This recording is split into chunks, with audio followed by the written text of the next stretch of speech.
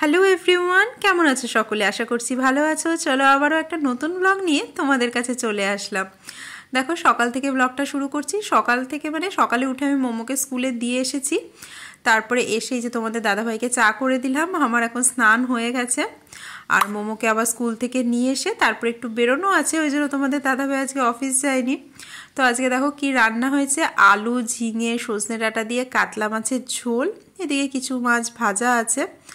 তারপরে এই যে দেখো কাঁচা আম দিয়ে টক, আর এখন এই গরমকালে এই টকটা খেতেই বেশ ভালো লাগে কিন্তু। আর এদিকে ভাত তো আমি খেয়ে নেব এখন, তারপরে বেরোবো আবার।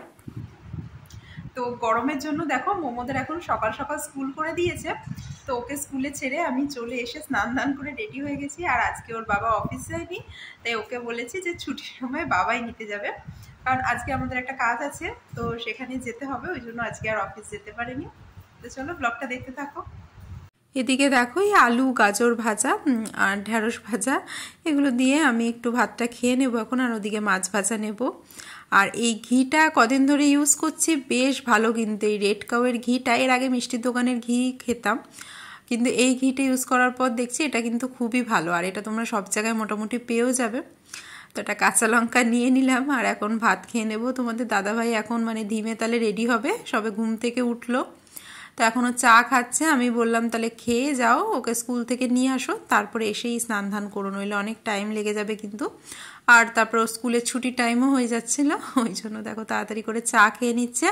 তারপরে আমি বললাম খেয়ে দিয়েই বেরো। আজকে আসলে আমাদের যে ফ্ল্যাটটা আছে না, ওটার মানে রেজিস্ট্রেশন হবে, ওই জন্য যেতে হবে ওই অফিসে, রেজিস্ট্রি অফিসে। তো ওই জন্য আর অফিস যেতে পারিনি। মাছটাও বেশ ভালো ছিল কিন্তু খেতে। আর আমার এরকম ঘি ভাত খেতেই না খুব ভালো লাগে। এখন তো গরমে ম্যাক্সিমাম জল ভাতই খাচ্ছি, অনেকদিন পর এরকম মানে গরম ভাতটা খেলাম। তো তোমাদের দাদাভাইয়ের জন্য ভাবলাম একটু জল ভরে রাখি। আমাদের ট্যাঙ্কের জল মানে এতটাই গরম হয়ে যায় কি বলবো, মনে হচ্ছে যেন আগুন দিয়ে স্নান করি। তো যখন আমাদের তোমার মিউনিসিপ্যালিটি থেকে জল আসে, যেটা টাইমের জল, সেই জলটা যখন আসে তখন তো ওটা ঠান্ডাই থাকে। তো সবসময় তো আর ওই জলটা পাওয়া যায় না, তাই জন্যই তোমার ট্যাঙ্কের জলটা এখন ভরে রাখবো। তো 1 ঘন্টাখানেক বাদে যখন স্নান করবে তখন ঠান্ডা হয়ে যাবে।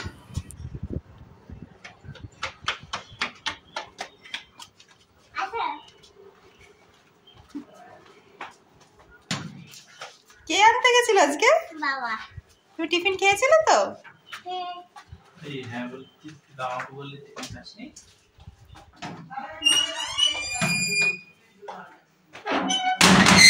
তো মোমো স্কুল থেকে আসার পর ওকে স্নান ধান করিয়ে দিলাম, আর ওকে মার কাছে রেখেই যাব, কারণ রেজিস্ট্রি অফিসে কতক্ষণ টাইম লাগবে তো বলা যায় না। আর বাইরে যার মানে রোদ গরম, সাধারণ মানুষই তোমার অসুস্থ হয়ে পড়ছে, আর বাচ্চা নিয়ে কি করে যাব বলো।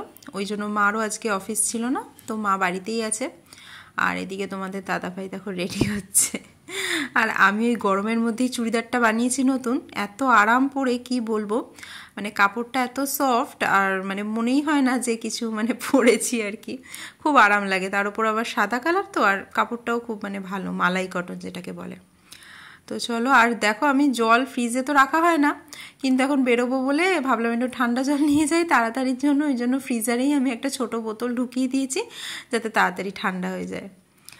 তো এই দেখো তোমাদের দাদাভাই বলছে আবার চশমা পরে যাচ্ছ, আবার বেশি টাকা না চাই রেজিস্ট্রির জন্য। আমি বলছি এরকম কেন হবে। তো চলো বেরোনো যাক। শুভম পৌঁছেছে, শুভম এসছে।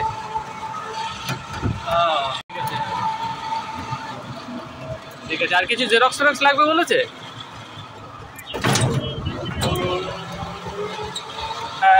রোদে পুরো ঝলসে যাচ্ছি জানো তো, মানে এত গরম, এত তাপ। আজকে থেকে মানে সোমবার থেকে আবার বলছে বৃষ্টি হবে, দেখা যাক।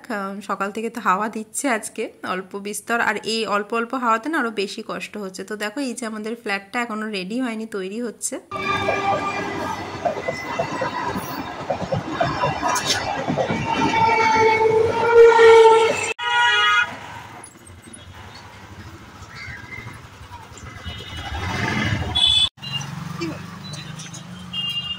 তুমি ধরো ছাতাটা, কেন নিজের ছাতা আনেন, ধরো ধরো না ছাতাটা, ধরো।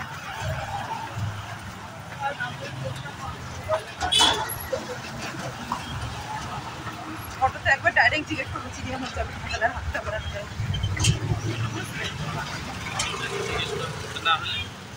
তো ব্যারাকপুর চিড়িয়া মোড়ের কাছে রেজিস্ট্রি অফিস, ডাইরেক্ট চিড়িয়া মোড় অব্দি অটো পেয়ে গেলাম, ভালোই হলো।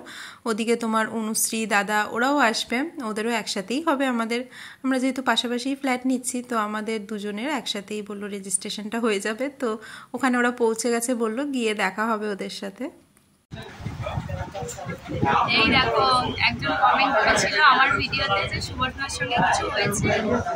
হ্যাঁ হয়েছে, আমাদের ঝামেলা হয়েছে, আমরা এখন পটাতে এসছে। না গো আমাদের কিছু হয়নি, কিছু হবেও না। সুবর্ণা এতটাই শান্ত মেজাজের না, আমাদের কিছু হবে না। আমিও রেগে গেলে ও রাখবে না, তাই আমি রেগে দু একটা বলে দিলে ও কিছু বলবে না। তো দেখো এই রুমটায় পুরো মানুষে ভরে গেছে, সবাই কাজের জন্য এসছে, আর আমাদেরও বেশ অনেকক্ষণ বসে থাকতে হয়েছিল। আসলে এইসব কাজে একটু টাইম লাগে, অফিসিয়াল কাজে, তো বসেই আছি। বসে আছি আর ওনারা আমাদের নিয়ে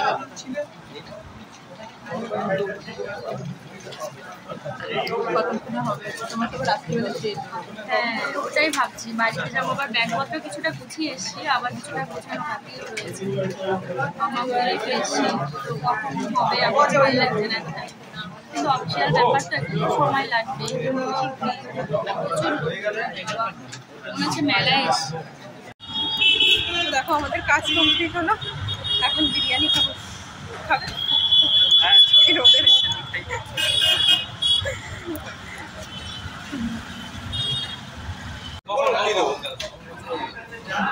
তো তারপর দেখো দাদা বৌদিতেই চলে আসলাম, ভাবলাম একটু বিরিয়ানি খেয়েই বাড়ি ফিরি। ওখানে দেখো ভেতরে এত লোকজন ছিল কিন্তু অত গরম ছিল না, বলো তাই না?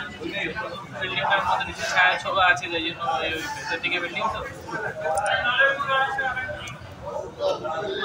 তো এদিকে নিয়েছিলাম একটা ফিশ ফ্রাই, ওখানকার তো মানে স্পেশালিটি এটা, আর সাথে তোমাদের দাদা নিয়েছিল একটা ফ্রেশ লাইম সোডা বিরিয়ানির সাথে খাবে বলে, আর 1 প্লেট মাটন বিরিয়ানি নিয়েছিলাম, কারণ আমরা খুব বেশি খেতে পারি না, অনেকে স্পেশাল নিয়েই ভাগ করে খায় সাধারণত, কিন্তু তোমাদের দাদা ভাইও খুব অল্প খায়, আর আমারও মানে পেট ভরে যায় একটুখানি বিরিয়ানি খেলে, এখন আর অতটা খেতে পারি না জানো তো, ওই জন্য 1 প্লেটই নিয়েছিলাম। তো এখানে বসে এখন ফিশ ফ্রাইটা খেয়ে নিচ্ছি। তো আমাদের দাদাভাই খেতে চাইছিল না, আমি অর্ডার করেছিলাম, তো হাফ হাফ করেই খেলাম। তো ওখানে তো জানোই তোমরা টেবিল শেয়ার করে খেতে হয়, আর জানো দেখছিলাম উল্টো দিকে বেশিরভাগই সবাই মানে বিরিয়ানি নিচ্ছে 1 প্লেট করে, আর কেউ খেতে পাচ্ছে না, মানে কতটা কে খাবে সেটা না বুঝেই লোকে অর্ডার করে, যেটা দেখে না খুবই খারাপ লাগে। খাবার মানে যদি দেখি না অত অত খাবার নষ্ট হচ্ছে, দেখলাম কত লোকের মানে 1 গাদা খাবার অর্ডার করে, তারপরে বিরিয়ানিগুলো সব মানে ফেলে দিচ্ছে ধরে ধরে। আমি এটাই ভাবি যে এত বড় হয়ে গেছে এরা, তাও বোঝে না, মানে বাচ্চা হলে এক কথা, যে বুঝতে পারছি না যে কতটা খাবো সেই বুঝে অর্ডার করি, তো আমি ভাবি এত বড় হয়ে গেছে তাও এরা বোঝে না যে এরা কতটা কি খাবে না খাবে। তো বাদ দাও, যে যা করে করুক। তো আমরা তো এখানে দেখো আমাদের কলা পাতা দিয়ে গেছে প্লেট, স্যালাডও দিয়ে গেছে, কিন্তু এখনও বিরিয়ানি আসেনি, বললো 10 মিনিট ওয়েট করতে। তো তারপরেই দেখো আমাদের মাটন বিরিয়ানি চলে এসছে। তো বিরিয়ানিটার টেস্টটা ভালো ছিল, কিন্তু মাটনটা একটু শক্ত ছিল। আগে যেন দাদা বৌদিতে মানে যে নরম একটা ব্যাপার ছিল, এখন প্রায় লাস্ট 2 দিন খেলাম, সেই নরম মাটন কিছুই পাওয়া যায় না, এটা একটু মানে ডিসঅ্যাপয়েন্টিং ব্যাপার। মানে আসলে সব জায়গার মাটন বিরিয়ানি ট্রাই করি না তোমার, কারণ এমনি রোড সাইডে তোমার চিকেন বিরিয়ানিটা তাও খাওয়া যায়, মাটন বিরিয়ানি শুধু দাদা বৌদিতেই ট্রাই করি যে ভালো মাটনের পিস দেবে সেটা ভেবে। তাও ওরা দেখো না কীরকম করছে আমাদের সাথে, টাকা তো নিচ্ছে ঠিকই, কিন্তু মাটনের পিসটা দিচ্ছে একদম হার্ড, এটা একদমই উচিত নয়। তো যাই হোক বিরিয়ানিটা খেলাম ভালোই, তারপরে বাড়ি ফিরবো। ওদিকে মোমো ঘুমিয়ে গেছে, মা বললো, ওই জন্যই ওকে স্কুলেও পাঠিয়েছিলাম আজকে। একবার ভেবেছিলাম যে স্কুলে পাঠাবো না, তারপর ভাবলাম না, স্কুলে গেলে কি বলো তো, এসে টাইমলিও ঘুমিয়ে যায়, নইলে সারা দুপুর জেগে থাকলে তখন মারও কিন্তু রাখতে কষ্টই হয়ে যেত। তো এই দেখো আমাদের খাওয়া দাওয়া কমপ্লিট, এবার এই ফ্রেশ লাইম সোডা খেয়ে এবার রওনা দেবো আর কি। আর মা যে অসুস্থ হয়ে পড়েছিল সেটা তোমাদের সাথে শেয়ার করেছিলাম, এখন মা আগের থেকে অনেকটা বেটার আছে, কিন্তু তোমার মানে খুব উইক হয়ে পড়েছে একটু, তাই রেস্টের দরকার, তাই এখন রেগুলার অফিস যেতে পারছে না। মানে অসুস্থতার কারণে আর কি, মানে খুব বেশিক্ষণ বাইরে গিয়ে রোদে অতক্ষণ থাকতে পারছে না, কিন্তু আগের থেকে অনেকটাই এখন বেটার কন্ডিশনে আছে। তো চলো আমরা পলতা নেমে পড়লাম, এখন টোটো করে বাড়ি ফিরবো আর ব্লগটাও এখানেই শেষ করে দিচ্ছি। তো তোমাদের আজকের ভিডিওটা কেমন লাগলো অবশ্যই জানিও কমেন্ট করে। চলো টাটা, সবাই খুব ভালো থেকো, আবার দেখা হবে অন্য একটা ব্লগে।